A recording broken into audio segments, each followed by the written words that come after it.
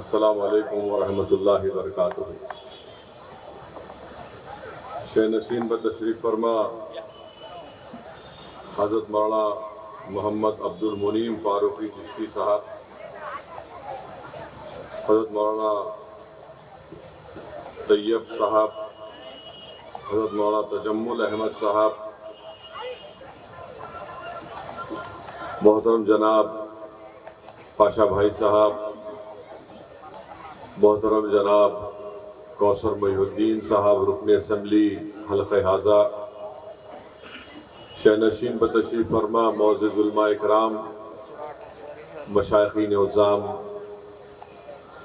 بزرگان ملت، میری عزتدار ماں اور بہنوں اور میرے غیور نوجوان ساتھیوں، عزیزان ملت، میں اپنی مصروفیت کی بنا پر زیادہ دیر میں آپ کے درمیان میں کھڑے ہو کر تقریر نہیں کر پاؤں گا، اسی لیے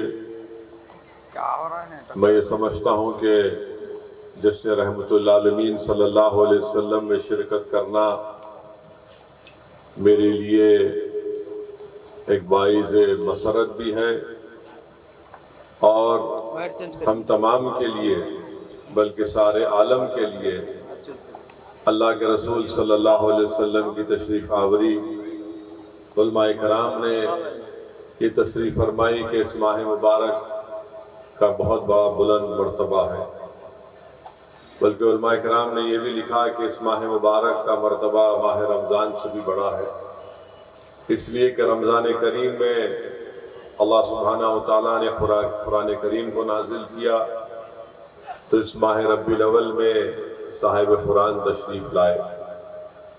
میرے عزیز دوستوں اور بزرگوں، اگر ہم کو ایمان اور قرآن ملا زیادہ دیر تو صدقہ ہے نبی کریم صلی اللہ علیہ وسلم کا۔ میرے عزیز دوستوں، اگر کائنات میں اللہ اپنے حبیب محمد مصطفیٰ صلی اللہ علیہ وسلم کو نہیں بھیجتا تو کائنات کا ذرہ بھی ہمارے وجود میں نہیں آتا۔ حدیث قدسی ہے کہ اللہ سبحانہ وتعالیٰ فرماتا ہے کہ اے میرے محبوب، اگر آپ نہ ہوتے تو میں اپنی ربوبیت کو بھی ظاہر نہیں کرتا۔ عزیزان ملت اسلامیہ، علماء کرام نے لکھا کہ اللہ سبحانہ وتعالیٰ نے قرآن کریم میں اس آیات کا ترجمہ علماء کرام نے کیا کہ اللہ فرما رہا ہے کہ اگر تم میری نعمتوں کا شمار کرنا چاہو تو نہیں کر پاؤ گے۔ اللہ سبحانہ وتعالیٰ نے انسان کو بے شمار نعمتوں سے نوازا۔ اللہ نے انسان کو آنکھ دیے، ہاتھ اور پیر دیے، دماغ دیا، کان دیے، ناک دیا۔ یہ ایسی چیزیں ہیں کہ ساری کائنات اس کی قیمت نہیں بن سکتی، اور پھر اللہ قرآن کریم میں فرما رہا ہے کہ تم اگر میری نعمتوں کا شمار کرنا چاہو تو نہیں کر پاؤ گے۔ اللہ یہ نہیں کہہ رہا ہے کہ میں نے تم کو یہ تمام چیزیں دے کر تم پر ایک بہت بڑا احسان کیا۔ اور علماء کرام نے قرآن کریم کی اس آیات کا ترجمہ کیا کہ اللہ نے جب اپنے حبیب کو اس کائنات میں پیدا کیا تو اللہ قرآن میں فرما رہا ہے کہ اللہ نے مومنوں پر ایک بہت بڑا احسان کیا اور ان میں ایک عظمت والے رسول کو بھیجا۔ تو میرے عزیز دوستوں اور بزرگوں، میں آپ تمام کو جشن رحمت اللہ عالمین صلی اللہ علیہ وسلم اور عید میلاد النبی کی مبارکباد پیش کرتا ہوں، اور یہ ہم تمام کے لیے بڑی فخر اور خوش قسمتی کی بات ہے کہ اللہ نے ہم کو محمد مصطفیٰ صلی اللہ علیہ وسلم کا امتی بنایا۔ میرے عزیز دوستوں اور بزرگوں، ایک صحابی رسول صلی اللہ علیہ وسلم نے اللہ کے رسول صلی اللہ علیہ وسلم سے یہ پوچھا کہ یا رسول اللہ صلی اللہ علیہ وسلم، کیا ہم آپ کو قیامت کے میدان میں بھی پائیں گے؟ تو اللہ کے رسول صلی اللہ علیہ وسلم نے فرمایا کہ ہاں، تم مجھے 3 مقامات پر پاؤ گے۔ اس صحابی رسول صلی اللہ علیہ وسلم نے پوچھا کہ یا رسول اللہ صلی اللہ علیہ وسلم، وہ پہلی کون سی جگہ ہوگی جہاں پر ہم آپ کو قیامت کے دن پائیں گے؟ رحمت للعالمین صلی اللہ علیہ وسلم نے ارشاد فرمایا کہ میری امت پیاسی ہوگی، میں آب کوثر پر رہوں گا اور میں ان کی پیاس کو بجھاؤں گا۔ رحمت للعالمین صلی اللہ علیہ وسلم نے ارشاد فرمایا کہ میری امت پل صراط سے گزرے گی، جبرائیل امی اپنے پر بچھائے ہوں گے اور میں اللہ سے دعا کروں گا کہ اللہ میری امت کو سلامتی سے گزار دے۔ پھر صحابہ رسول صلی اللہ علیہ وسلم پوچھا رسول اللہ صلی اللہ علیہ وسلم وہ تیسری جگہ کون سی ہوگی جہاں پر ہم آپ کو پائیں گے؟ تو محمد مصطفیٰ صلی اللہ علیہ وسلم نے ارشاد فرمایا، رسول اللہ صلی اللہ علیہ وسلم نے ارشاد فرمایا، پل صراط کا ذکر کیا، اور جب اللہ کے رسول صلی اللہ علیہ وسلم نے کہا کہ میں اللہ سے دعا کروں گا کہ اللہ میری امت کو سلامتی سے گزار دے، تو یہاں پر کسی ایک عاشق نے بڑا خوب کہا کہ رضا پل سے وجھ کر کے گزریے کہ ہے رب سلم صدائے محمد۔ میرے عزیز دوستوں اور بزرگوں، وہ تیسری جگہ قائد عالم صلی اللہ علیہ وسلم نے فرمایا کہ جہاں پر میری امت کے اعمال تولے جائیں گے، اور اگر میری امتی کے اعمال میں کمی ہوگی تو میں اس کی کمی کو پورا کر دوں گا۔ عزیزان ملت، یہ اللہ کا بہت بڑا کرم اور فضل ہے کہ اللہ سبحانہ و تعالیٰ نے ہم کو رسول اللہ صلی اللہ علیہ وسلم کو امتی بنا کر بھیجا۔ حضرت ابو موسیٰ شریف رضی اللہ تعالیٰ عنہ سے روایت ہے کہ اللہ کے رسول صلی اللہ علیہ وسلم نے فرمایا کہ اللہ نے مجھے دو دعائیں دی، ایک یہ تھی کہ میں اپنی ساری آدھی امت کی مغفرت کرا لوں، یا پھر میں اپنی امت کی ہر امتی کے لیے اللہ سے مغفرت مانگوں۔ تو اللہ کے رسول صلی اللہ علیہ وسلم نے کہا کہ میں نے اپنی اس دعا کو قیامت تک کے لیے اپنی امت کے لیے اٹھا کے رکھا ہوں، اور میں اپنی امتی کے مغفرت کے لیے، شفاعت کے لیے اس دعا کو استعمال کروں گا۔ اسی لیے قرآن کریم کی سورہ دہا کی 5ویں آیات ہے کہ وَلَا سَوْفَ يُؤْتِيكَ رَبُّكَ فَتَرْضَىٰ، کہ اللہ فرما رہا ہے کہ محبوب ہم آپ کو صلی اللہ علیہ وسلم آپ کو اتنا دیں گے کہ آپ راضی ہو جائیں گے۔ امام آلوسی رحمت اللہ علیہ لکھتے ہیں کہ کسی عراق کے کسی شخص نے جا کر امام باقر، امام زین العابدین کے فرزند سے پوچھا کہ امام باقر کیا یہ شفاعت کی دعا سچ ہے؟ تو امام باقر نے کہا کہ میں نے حضرت علی سے یہ روایت بیان کی حدیث کی کہ اللہ کے رسول صلی اللہ علیہ وسلم دعا کر رہے تھے اور زار و خطار آنکھ سے آنسو بہ رہے تھے رسول اللہ صلی اللہ علیہ وسلم کے آنکھ سے کہ اللہ میری امت کی مغفرت کر دے، میری امت کی مغفرت کر دے۔ تو اللہ نے جبرائیل علیہ السلام کو بھیجا کر کہا کہ میرے حبیب سے کہہ دو کہ میں تم کو اتنا دوں گا کہ تم راضی ہو جاؤ گے۔ ایک اور حدیث شریف روایت آئی، امام آلوسی لکھتے ہیں رحمت اللہ علیہ کہ اللہ کے رسول صلی اللہ علیہ وسلم نے قرآن کی آیات پڑھی جو حضرت عیسیٰ علیہ السلام نے کہا تھا کہ اللہ یہ تیری امت ہے، تو اگر چاہے تو ان کو سزا دے دے۔ تو اللہ کے رسول صلی اللہ علیہ وسلم کی آنکھ سے آنسو نکلنا شروع ہو گئے کہ اللہ میری امت، میری امت، میری امت۔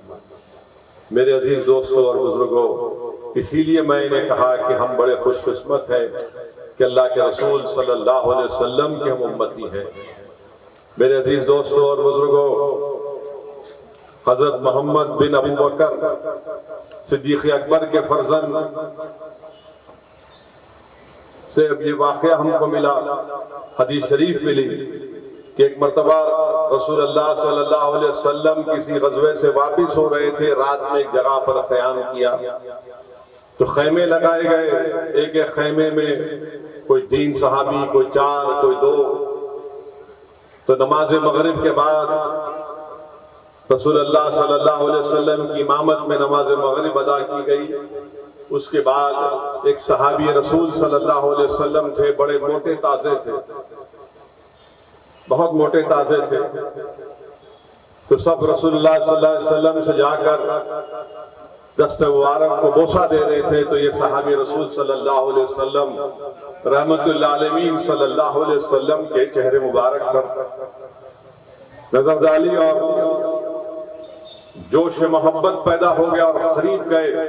اس زمانے میں لکڑیوں کی جوتیاں پہنتے تھے اور رسول اللہ صلی اللہ علیہ وسلم اپنے خد مبارک میں نعلین شریف نہیں پہنے تھے۔ یہ صحابی رسول جو موٹے تازے تھے، جذبات میں جوش میں رسول اللہ صلی اللہ علیہ وسلم کے اتنا قریب ہو گئے کہ اپنا پیر رسول اللہ صلی اللہ علیہ وسلم کے قد مبارک پر رکھ دیا اور ہاتھ نہیں چھوڑ رہے تھے، چوم رہے تھے۔ تو اللہ کے رسول صلی اللہ علیہ وسلم کو تکلیف ہوئی تو رسول اللہ صلی اللہ علیہ وسلم نے اپنی چھڑی سے اس صحابی رسول کے پیٹ پر چبائی کہ مجھے تکلیف ہو رہی ہے۔ وہ جب ان کو خیال آیا کہ یہ مجھ سے میں نے یہ کر دیا تو ندامت کیے، بہت پریشان ہو گئے۔ پھر رات میں جب واپس گئے تو خوب رات بھر روئے کہ مجھ سے کیا ہو گیا، مجھ سے یہ کیا ہو گیا۔ رات ہو گئی، عشاء کی نماز پڑھ کر جلدی چلے گئے، تو رات بھر روتے رہے کہ میں نے یہ کیا کر دیا رحمت للعالمین صلی اللہ علیہ وسلم سے۔ تو فجر سے پہلے سحری کے وقت حضرت بلال اس خیمے پر آتے ہیں اور آ کر پوچھتے ہیں کہ وہ شخص کہاں ہے، وہ صحابی رسول کہاں ہے جس نے کل رسول اللہ صلی اللہ علیہ وسلم کے ختموں کو دبا دیا تھا۔ اب یہ اور کانپتے ہیں، تھرتھراتے ہیں کہ کہیں اللہ نے میرے تعلق سے قرآن کی آیات تو نازل نہیں کر دی۔ وہ صدیق اکبر کے فرزند سے کہتے ہیں کہ آپ اپنے والد سے کہہ کر میری سفارش کروائیے۔ حضرت بلال کہتے ہیں کہ اللہ کے رسول صلی اللہ علیہ وسلم نے تمہیں بلایا ہے۔ وہ ڈرتے ہوئے کانپتے ہوئے رسول اللہ صلی اللہ علیہ وسلم کے پاس گئے تو اللہ کے رسول صلی اللہ علیہ وسلم نے یہ فرمایا کہ میں تم کو عشاء میں بلانا چاہ رہا تھا، مگر شاید آپ تھکے ہوئے تھے، مگر مجھے معلوم ہے کہ سحری کے وقت آپ اٹھیں گے تہجد کی نماز کے لیے، تو میں نے بلایا۔ وہ کانپ کے کہتے ہیں اللہ رسول اللہ صلی اللہ علیہ وسلم فرمائیے اللہ کے رسول صلی اللہ علیہ وسلم کے جملے کیا ہے۔ دیکھیے آپ اپنی زبان مبارک سے رحمت للعالمین ارشاد فرماتے ہیں کہ میں کل رات بھر نہیں سو پایا ہوں، میں نے تجھ سے بہت بڑی غلطی کر دی۔ وہ صحابی رسول بولتے ہیں رسول اللہ صلی اللہ علیہ وسلم غلطی تو مجھ سے ہوئی ہے، میں نے اس طرح کی حرکت کر دی کہ میں آپ کے پیر کو دبا دیا۔ اللہ کے رسول صلی اللہ علیہ وسلم نے فرمایا کہ تو نے دیکھ کر میرے پیر کو نہیں دبایا، مگر میں نے تیرے پیٹ کو دیکھ کر چھڑی سے اس کو چبایا تھا، کیا تو اللہ کے لیے مجھے معاف کر دے گا؟ وہ صحابہ رسول روتے ہیں، بولتے رسول اللہ صلی اللہ علیہ وسلم میں کیسا کروں گا؟ تو بولے نہیں بولو۔ تو بولتے رسول اللہ صلی اللہ علیہ وسلم ہمارے ماں باپ ہماری جان آپ پر قربان، آپ کا جو حکم ہم مانیں گے۔ تو رسول اللہ صلی اللہ علیہ وسلم فرماتے کہ میں راضی نہیں ہوں۔ وہ صحابہ رسول بولتے ہیں کہ رسول اللہ صلی اللہ علیہ وسلم کیوں آپ راضی نہیں ہیں؟ بولے میں اس وقت راضی ہوں گا جب جو اس جنگ کو جیتنے کے بعد جو 5ویں حصے میں مجھے 80 اونٹ ملے، وہ تجھے اس کو قبول کرنا پڑے گا۔ اللہ کے رسول صلی اللہ علیہ وسلم اس صحابی رسول کو 80 اونٹ دے دیتے ہیں۔ میرے عزیز دوستوں اور بزرگوں، یہ رحمت للعالمین صلی اللہ علیہ وسلم ہے۔ ایک اور حدیث شریف میں آیا مسند امام احمد بن حنبل میں کہ رسول اللہ صلی اللہ علیہ وسلم ایک صحابی رسول تھے، ان کا نام ظاہر تھا۔ رسول اللہ صلی اللہ علیہ وسلم کے لیے وہ گاؤں سے سبزی لا کر دیتے تھے اور رسول اللہ صلی اللہ علیہ وسلم ان سے بے پناہ محبت کرتے تھے۔ ایک اور کہتے تھے صحابیوں کو بٹھا کر کہ میرا سجن ہے۔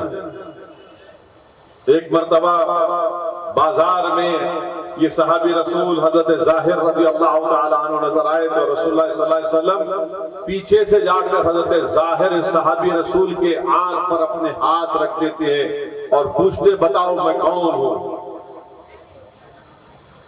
اب اندازہ لگا یہ رحمت للعالمین صلی اللہ علیہ وسلم اپنے ہاتھ مبارک سے حضرت ظاہر رضی اللہ تعالیٰ عنہ کے آنکھ پر ہاتھ مبارک سے پوچھتے ہیں بتاؤ میں کون ہوں؟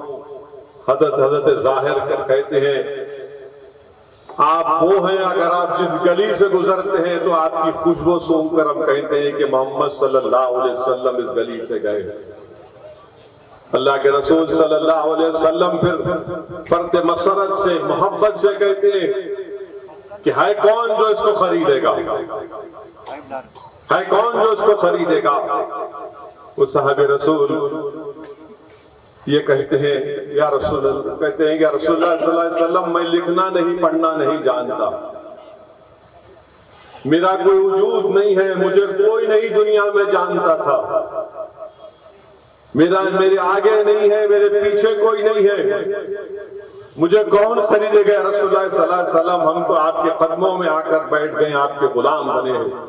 رسول اللہ صلی اللہ علیہ وسلم جب حضرت ظاہر کی زبان سے یہ الفاظ سنتے، ان کا کھندا پکڑ کر ان کو اپنے اطراف اپنے سامنے پلٹا کر ان سے اپنے سینے سے لگا کر کہتے ہیں کہ تجھے اللہ اس کو رسول چاہتا ہے، تو کیا کہہ رہا ہے؟ مت کہہ، خاموش ہو جاؤ۔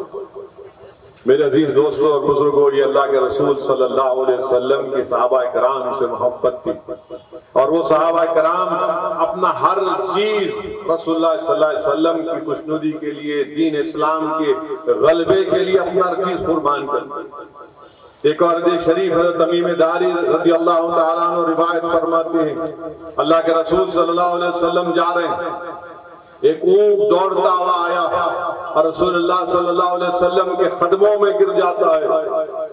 رسول اللہ صلی اللہ علیہ وسلم اس کو اٹھنے کا اشارہ کرتے ہیں، اونٹ اٹھتا ہے اور وہ اونٹ اللہ کے رسول صلی اللہ علیہ وسلم سے بات چیت کرتا ہے، رسول اللہ صلی اللہ علیہ وسلم سے بات چیت کرتا ہے، اور رسول اللہ صلی اللہ علیہ وسلم 3 مرتبہ آمین آمین کہتے ہیں، اور 4تھی مرتبہ اللہ کے رسول صلی اللہ علیہ وسلم کی آنکھ سے آنسو نکل جاتے ہیں۔ اور جب یہ لوگ صحابہ کرام دیکھتے ہیں تو اور لوگ بھاگ کر آتے ہیں اور کہتے ہیں رسول اللہ صلی اللہ علیہ وسلم یہ ہمارا اونٹ ہے، 3 دن سے غائب ہے، اسے ہمارے حوالے کر دیجئے۔ اللہ کے رسول صلی اللہ علیہ وسلم فرماتے ہیں کہ میں تم کو تمہارے حوالے نہیں کروں گا، اس نے مجھ سے شکایت کی ہے کہ جب یہ جوان تھا تو تم نے گرمی اور سردیوں میں سے خوب کام کیا، جب یہ بوڑھا ہو گیا تو تم نے اس سے اونٹوں کی نسل میں اضافہ کیا، اب تم اس کی قربانی دینا چاہتے ہو، اس کو مارنا چاہتے ہو؟ تو وہ کہتے ہیں کہ ہاں رسول اللہ صلی اللہ علیہ وسلم میں بالکل سچ ہے، مگر آپ جو فرما رہے ہیں آپ اسے چھوڑ دیجئے، ہم اس کو ہاتھ نہیں لگائیں گے۔ رسول اللہ صلی اللہ علیہ وسلم نے فرمایا کہ نہیں، میں تم سے اس اونٹ کو خریدوں گا۔ رحمت اللہ علیہ صلی اللہ علیہ وسلم نے اس اونٹ کو خریدا اور اس اونٹ سے کہا کہ جا میں تجھے آزاد کرتا ہوں، جا میں تجھے آزاد کرتا ہوں۔ تو وہ اونٹ اس وقت اونٹ یہ کہتا ہے کہ یا رسول اللہ صلی اللہ علیہ وسلم، اس نے دعا کی جس پر رسول اللہ صلی اللہ علیہ وسلم نے آمین کہا۔ اس اونٹ نے کہا کہ یا رسول اللہ صلی اللہ علیہ وسلم، آپ کو میری طرف سے، اسلام کی طرف سے، قرآن کی طرف سے اللہ آپ کو اور آپ اس کا صلہ دے۔ رسول اللہ صلی اللہ علیہ وسلم نے آمین کہا۔ دوسری مرتبہ اللہ کے رسول صلی اللہ علیہ وسلم سے اونٹ نے کہا کہ آپ نے میرا خوف دور کیا، اللہ آپ کی امت سے خوف کو دور کر دے۔ تو رحمت اللہ علیہ صلی اللہ علیہ وسلم نے آمین کہا۔ تیسری مرتبہ اس اونٹ نے دعا کی کہ یا رسول اللہ صلی اللہ علیہ وسلم، جس طرح آپ نے آج آ کر مجھے بچایا، قیامت کے دن اللہ آپ کی امت کو قیامت کے خوف سے آزاد کر دے، خوف دور کر دے۔ تو رسول اللہ صلی اللہ علیہ وسلم نے آمین کہی۔ چوتھی مرتبہ اس نے کہا کہ رسول اللہ صلی اللہ علیہ وسلم، جس نے آج میرا خون بچایا آپ نے، اللہ آپ کی امت کا خون بچا دے۔ تو اللہ نے کہا کہ میرے محبوب، یہ مشیت الہی ہے، اس دعا پر آمین آپ مت کہیے۔ تو میرے عزیز دوستوں اور بزرگوں، رسول اللہ صلی اللہ علیہ وسلم رحمت للعالمین ہے، تمام کے لیے، انسانوں کے لیے، جنوں کے لیے، ہر مخلوق کے لیے، اللہ کی مخلوق کے لیے۔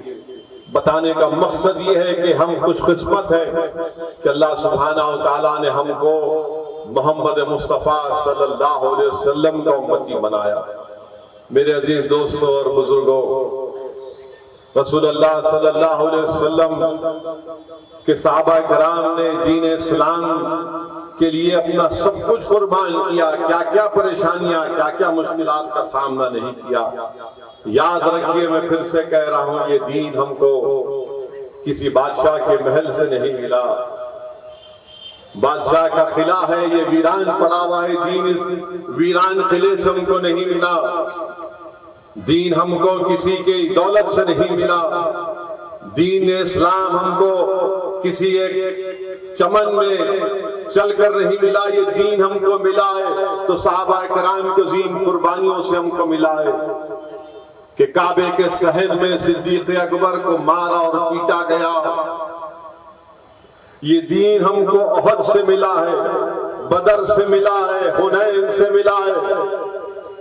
اس دین میں امام حسین کا خون شامل ہے، اس دین کی بنیادوں میں اہل بیت کا خون شامل ہے، اس دین کی بنیاد میں عباس علمبردار کا خون شامل ہے، تب جا کر یہ دین ہم کو ملا ہے۔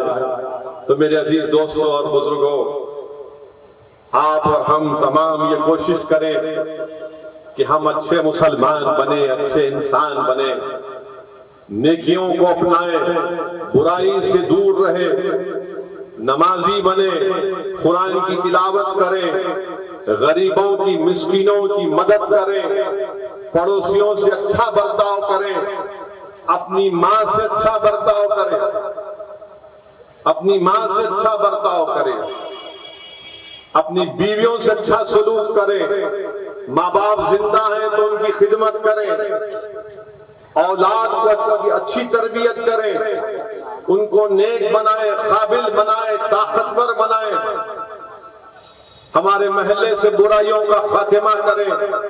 اور یاد رکھیے، بلکہ میں پورے مسلم سیاستدانوں سے یہ اپیل کر رہا ہوں، یاد رکھو کبھی بھی توحید پر کمپرومائز نہیں کرو۔ یاد رکھو دنیا کی کامیابی کے لیے تم شرک مت کرو۔ تم سیاست میں ہو تو یاد رکھو توحید کے دائرے میں رہ کر اپنی سیاست کرو۔ اگر تم شرک کرو گے تو دنیا میں تم کو وقتاً کامیابی مل سکتی ہے، مگر یاد رکھو آخرت میں کہیں نقصان نہ ہو جائے۔ انسان کا یہ مقصد نہیں ہے کہ میں کسی بھی طرح کامیابی حاصل کر لوں، شرک کروں، توحید پر کمپرومائز کر لوں، نہیں میرے عزیز دوستوں اور بزرگوں، دنیا کی کامیابی کے لیے ہم شرک نہیں کر سکتے، ہم توحید پر کمپرومائز نہیں کر سکتے۔ اور یاد رکھو قرآن کی آیات کو کہ جب رسول اللہ صلی اللہ علیہ وسلم مکہ فتح کر کے گئے اور اپنی زبان مبارک سے مکے میں بتوں کی طرف اشارہ کرتے تھے کہ قُلْ جَعَلَ وَزَهَقَ الْبَاطِلَ إِنَّ الْبَاطِلَ كَانَ زَهُوقًا، تو بت گرتے تھے۔ یاد رکھو جب رسول اللہ صلی اللہ علیہ وسلم کی آمد اس دنیا میں ہوئی تو بت گر گئے، آگ ٹھنڈی ہو گئی۔ اور یاد رکھو کہ جب رسول اللہ صلی اللہ علیہ وسلم اس دنیا میں اللہ نے بھیجایا، دنیا میں آنے کے بعد رحمت للعالمین صلی اللہ علیہ وسلم نے سجدہ کیا۔ یاد رکھو کہ جب رسول اللہ صلی اللہ علیہ وسلم جب دائی حلیمہ کے گھر میں تھے تو پڑوسی دیکھ کر پریشان ہوتے تھے کہ حلیمہ کے پاس اتنی دولت کہاں سے آ گئی کہ چراغ رات بھر جل رہا ہے۔ جب پڑوسیوں نے پوچھا تو دائی حلیمہ نے کہا کہ نہیں، جب سے یہ نور والا آیا ہے، ہاں میں گھر کے کسی کونے میں اس کو لے کر جاتی ہوں تو اللہ وہاں پر نور پھیلا دیتا ہے، روشنی پھیلا دیتا ہے۔ تو میرے عزیز دوستوں اور بزرگوں، اس بات کا آپ کو خیال رکھنا ہے، کیونکہ یہ مجلس اتحاد المسلمین کا ایک جلسہ ہے۔ میں آپ سے اپیل بھی کرنا چاہوں گا کہ الیکشن آ رہے ہیں، میری آپ سے دبن گزارش ہے کہ آپ مجلس اتحاد المسلمین کو مضبوط کریں، اور اگر کوئی کسی کو اعتراض ہوگا کہ اسد الدین اویسی جشن رحمت للعالمین صلی اللہ علیہ وسلم میں سیاست کی بات کر رہا ہے تو دیوانے تم سیرت النبی کو نہیں پڑھے، اگر تم سیرت النبی کو پڑھتے تو تم کو معلوم ہوتا۔ کسی شاعر نے اچھا کہا کہ جدا ہو دین سے سیاست تو رہ جاتی ہے چنگیزی۔ تو میرے عزیز دوستوں اور بزرگوں، جو ہمارے مخالفین مجلس اتحاد المسلمین کہتے ہیں کہ مجلس اتحاد المسلمین نے کیا کیا، تو میں عوام کے درمیان میں کھڑے ہو کر اس جلسے جشن رحمت للعالمین صلی اللہ علیہ وسلم میں آپ کو بتا رہا ہوں کہ پچھلے 10 سال میں مسلمانوں کے لیے پری پوسٹ میٹرک اسکالرشپ 14,445 کروڑ روپے پوسٹ میٹرک اسکالرشپ میں مجلس کی نمائندگی پر TRS کی حکومت نے منظور کیے۔ ریمبرسمنٹ آف ٹیوشن فیس 10 سال میں 1625 کروڑ، پری میٹرک اسکالرشپ جو گورنمنٹ آف انڈیا کے لیفٹ اوور تھے اس میں 21 کروڑ، چیف منسٹر کے اوورسیز اسکالرشپ میں 521 کروڑ، جس میں 2,975 بچوں کو بیٹیوں کو اسکالرشپ ملی۔ ٹیمرس میں 2,975 کروڑ مجلس کی نمائندگی پر TRS حکومت نے خرچہ کیا۔ 1,35,000 مسلم بچے اور بچیاں بھی پڑھ رہے ہیں۔ 6 سال میں 80,000 مسلم بچے اور بچیاں 12ویں جماعت کی تعلیم مکمل کر کے نکل چکی ہیں۔ 1,35,000 ابھی پڑھ رہی ہیں۔ 80,000 6 برس میں 12ویں جماعت مکمل کر کے الحمدللہ نکلی ہیں۔ سینٹر فار ایجوکیشن ڈیولپمنٹ میں ویریس امتحانوں کی کوچنگ کے 14 crore, minority study circle civil service various group میں 17 کروڑ، یعنی pre matric reimbursement of tuition fee, pre matric scholarship, CM overseas, ٹیمریز، CEDM، مائنورٹی اسٹڈی سرکل کو ملا لیں گے تو 10 سال میں صرف تعلیم کے اوپر مجلس اتحاد المسلمین کی نمائندگی پر کے چندر شیکھر راؤ نے 5,617 کروڑ روپے خرچہ کیے۔ 5,617 کروڑ روپے، اور کتنے مسلم بچے اور بچیوں کو فائدہ ہوا اس میں؟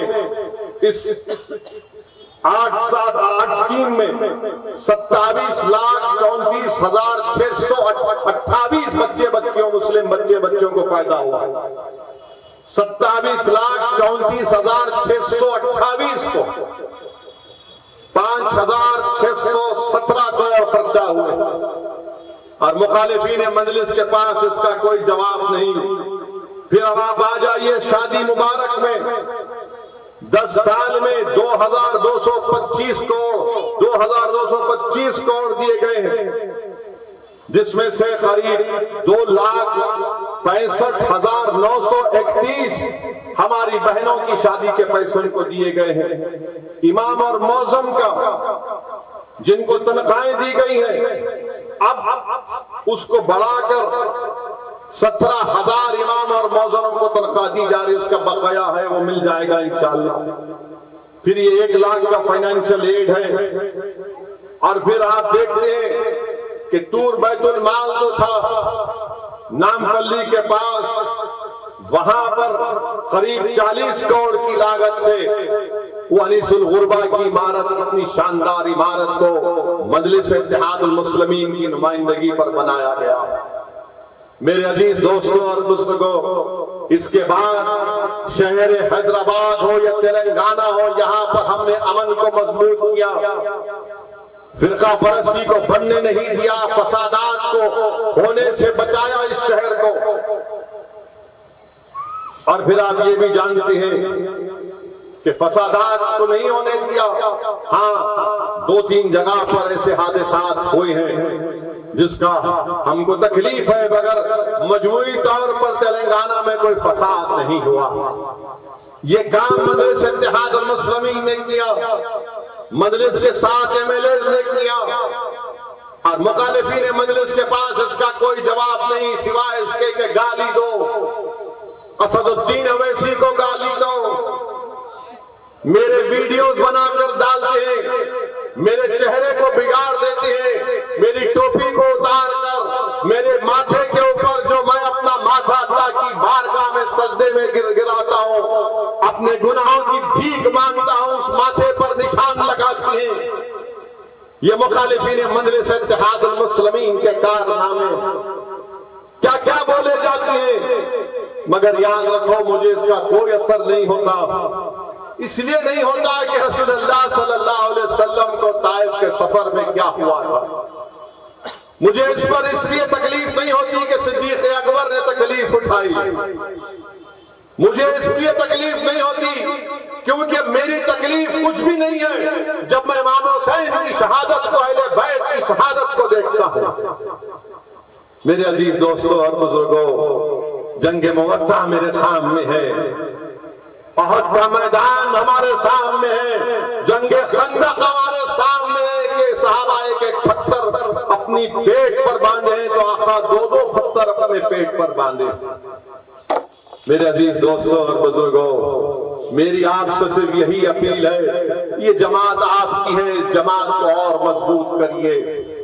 لوگ مجلس پر، مجلس کے قائدین پر جو چاہے اپنی زبان سے کہے جاتے ہیں، مگر الحمدللہ اللہ کا کرم اور فضل ہے، صدقہ نبی کریم صلی اللہ علیہ وسلم کا، کہ ہم اپنے مقصد میں اٹل ہیں، ہم اپنی کام میں اٹل ہیں، اور ہمارے پیروں کو کوئی ڈگمگا نہیں سکتا، ہمارے حوصلوں میں کبھی کمی نہیں آئے گی۔ تم جتنا ہم کو گالی دو گے، جتنا تم جھوٹ بولو گے، اتنا ہمارا حوصلہ عزم بڑھے گا۔ میرے عزیز دوستوں اور بزرگوں، مجھے کسی نے، ہمارے ایک مجلس کے پرانے چاہنے والے نے مجھ سے آ کر گھر پر مل کر کہا کہ اسد الدین اویسی صاحب، آپ کیوں جاتے ہیں سارے ہندوستان میں؟ کیا ضرورت ہے آپ کو جانے کی؟ آپ کیوں جاتے ہیں اتر پردیش، کیوں جاتے ہیں بہار، مہاراشٹر، جھارکھنڈ، کرناٹکا، دلی، کیوں جاتے ہیں؟ آپ کی گاڑی پر گولیاں چلائی گئیں، آپ پر الزام لگاتے ہیں لوگ کہ آپ خدا سے ملے ہوئے ہیں۔ پرانے مجلسی تھے، سالار کے دور کے بہترین ساتھی تھے، انہوں نے مجھ سے آ کر بڑی ہمدردی سے مجھ سے کہا، میرا ہاتھ پکڑ کر کہا کہ اسد بابا مت جاؤ، بس کرو، یہ کیا بولتے ہیں لوگ۔ تو میں نے ان سے کہا کہ آپ کی ہر بات کو میں اپنے بڑی عزت سے اپنی نگاہوں پر رکھتا ہوں۔ میں نے ان سے کہا کہ میں نے بہت بڑے عالم دین سے سنا کہ امام حسین کربلا کیوں گئے تھے، امام حسین کربلا کیوں گئے تھے، امام حسین کس فکر میں کربلا کو گئے تھے۔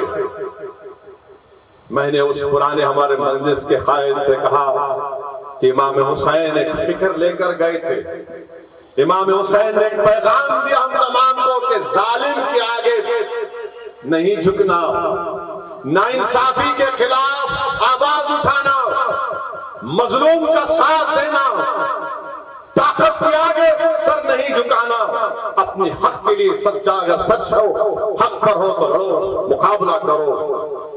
میں نے ان سے کہا کہ یہی چیز میرے سامنے ہے۔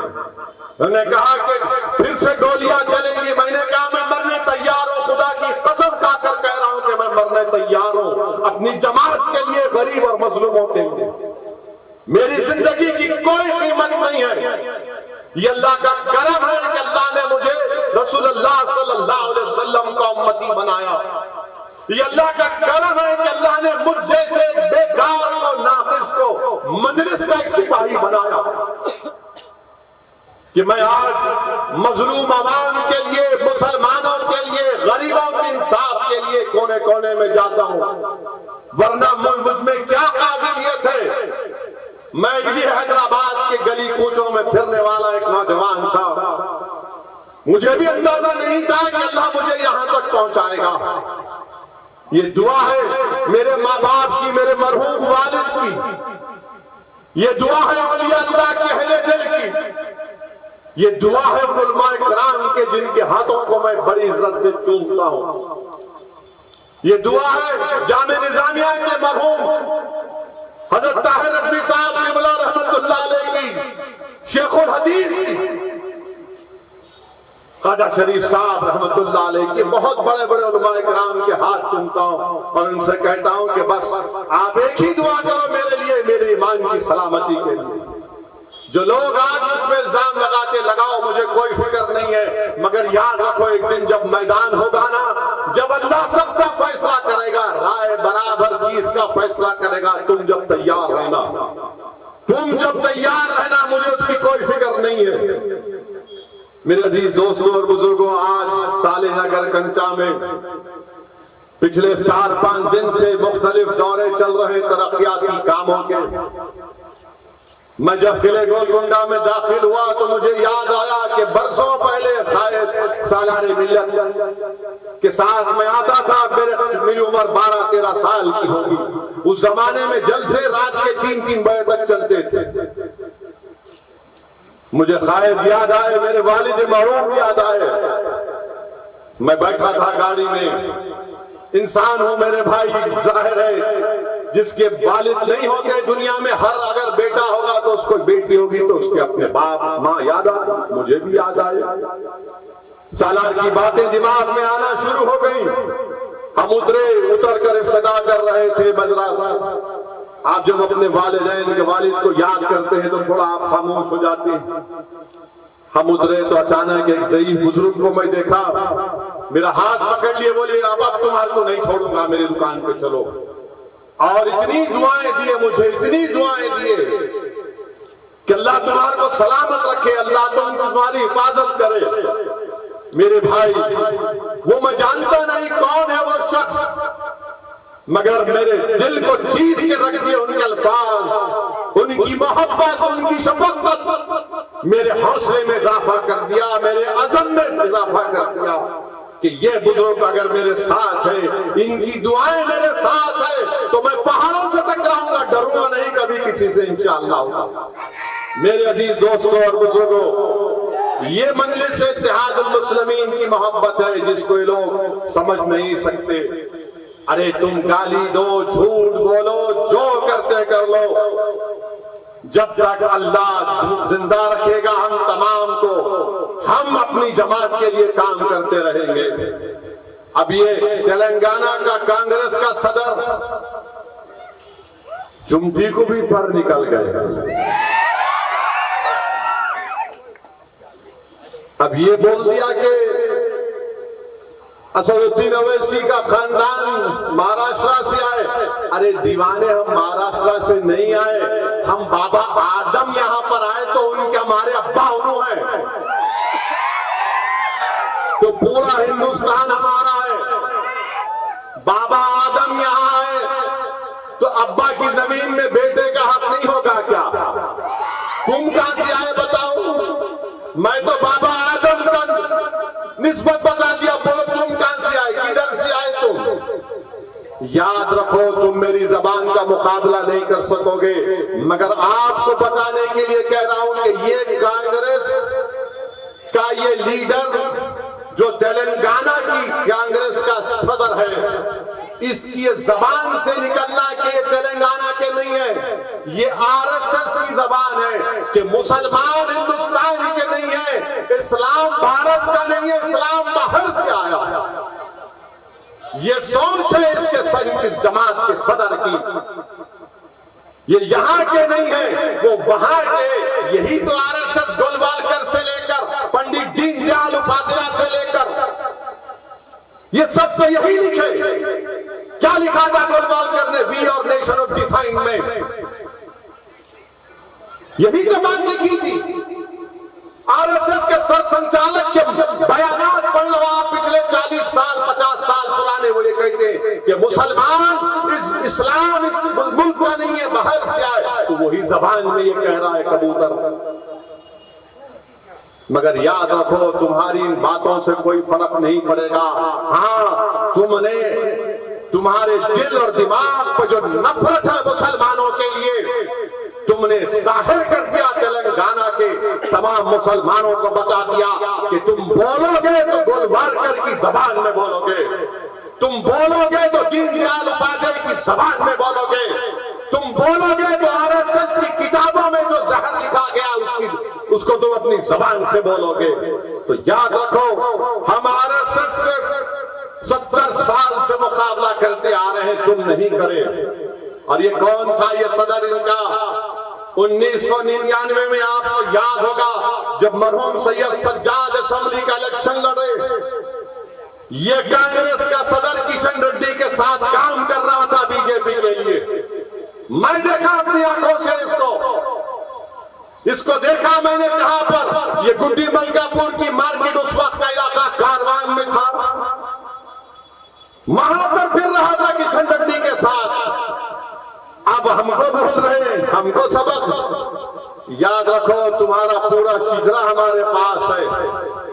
तुम कब थे 1999 में?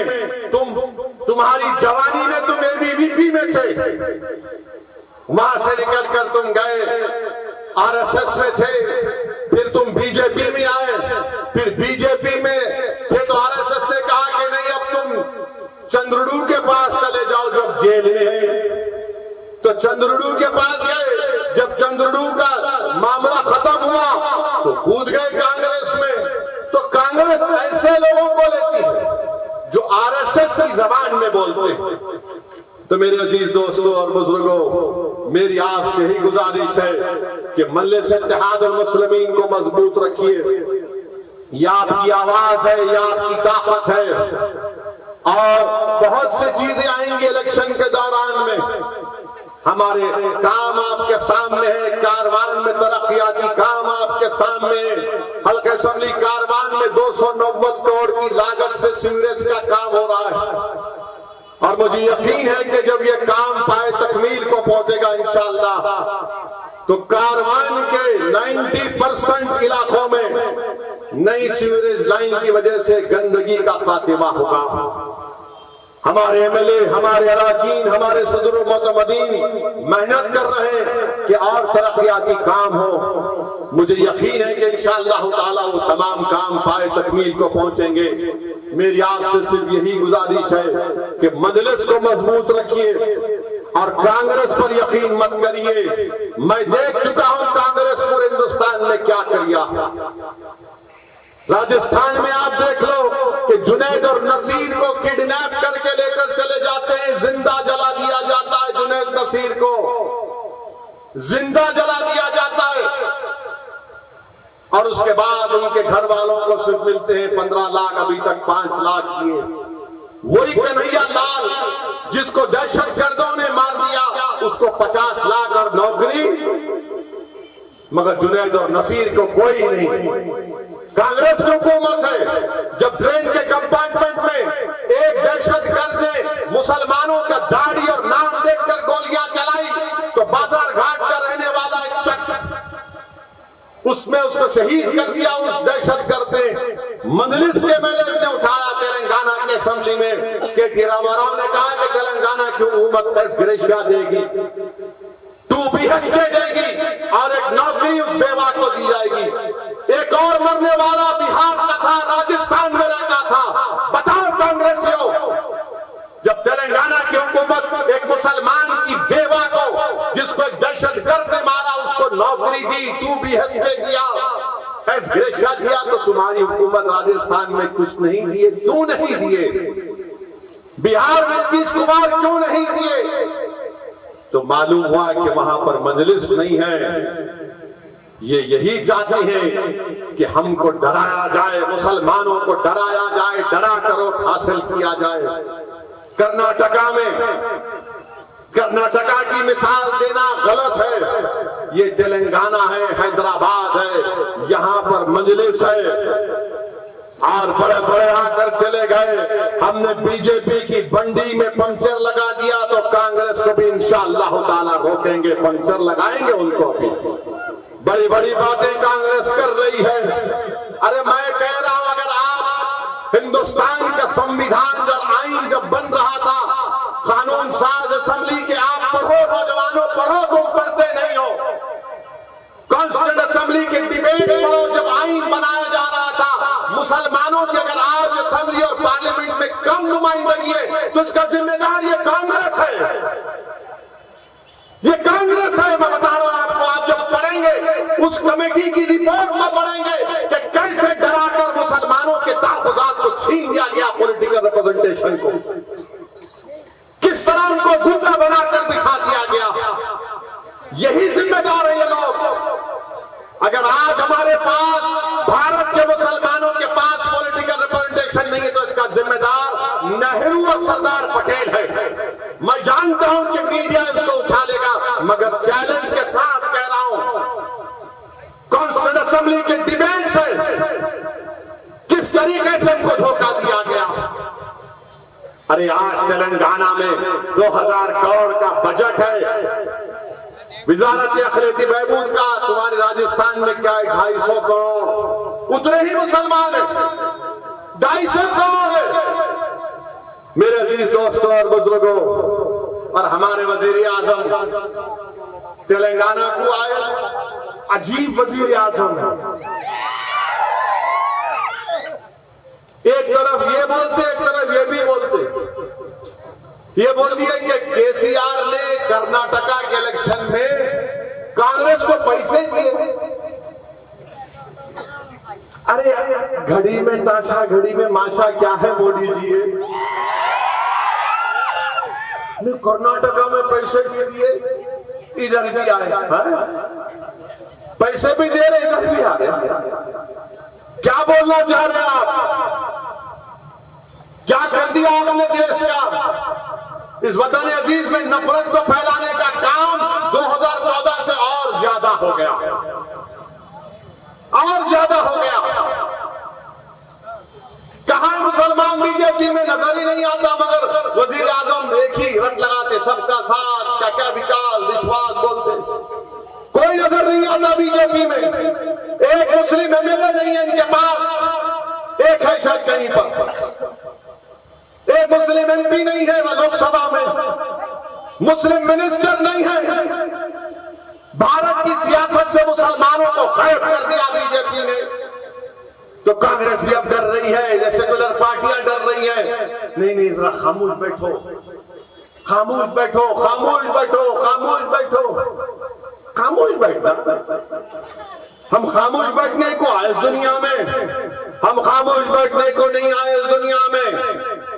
ہم لڑائی لڑنے آئے، اپنا حق منوانے آئے اس دنیا میں۔ جو خاموش بیٹھے گا وہ ختم ہو جائے گا، جو لڑے گا وہ زندہ رہے گا۔ جو لوگ خاموش بیٹھنے کے لیے کہہ رہے ہیں، ارے تم ہم کو 60 سال سے خاموش بٹھا کر رکھے ہو، تم نے کیا کیا بتاؤ مسلمانوں کے لیے سوائے ڈرا ڈرا کر؟ ارے جو دلی میں کانگریسی ملتا، ارے بھائی ہم کو بولتے اویسی کو دیکھو، اویسی کو دیکھو، ملا دیکھنے کی چیز ہے، بار بار دیکھو، ہم کون روک رہا تم کو؟ اب بولتے کہ نہیں اویسی کو روکیں گے، انہیں بہت جا رہا۔ ارے پیارے میں پھر سے کہہ رہا ہوں، اچھے کو بھی جاؤ حیدرآباد کو مقابلہ کرنے کے لیے۔ تمہارا پیارا اگر تیار نہیں ہے تو کسی اور کو تیار کرو، مگر یاد رکھو اسمبلی کے الیکشن میں انشاءاللہ تعالی مجلس نے جو پالیسی اور فیصلہ لیا ہے، تلنگانہ کی عوام اللہ کے فضل و کرم سے اس کی تائید کرے گی اور مجلس اس میں کامیاب ہوگی۔ میں پوری اطمینان اور اعتماد کے ساتھ کہہ رہا ہوں کہ مجلس جہاں سے اپنے ایم ایل اے کے کینڈیڈیٹ کھڑا کرے گی، وہاں سے مجلس کے ایم ایل اے کامیاب ہوں گے، اور مجھے یقین ہے کہ انشاءاللہ تعالی مجلس کے ایم ایل اے کی کامیابی کے ساتھ ساتھ تلنگانہ کا چیف منسٹر ماموں بنیں گے تیسری مرتبہ۔ آپ دیکھنا یہ بات، کانگریس کا ریکارڈ اٹھا کر دیکھ لو، فسادات ہوتے تھے حیدرآباد میں، ان کے ذاتی جھگڑے اتنے ہیں کہ فساد کراتے تھے لوگ۔ ہم کو حیدرآباد کو بچانا ہے، ہمارے معصوم بچوں کو ہم کیا مستقبل دیں گے، اس کو دیکھ کر آپ کو فیصلہ لینا ہے۔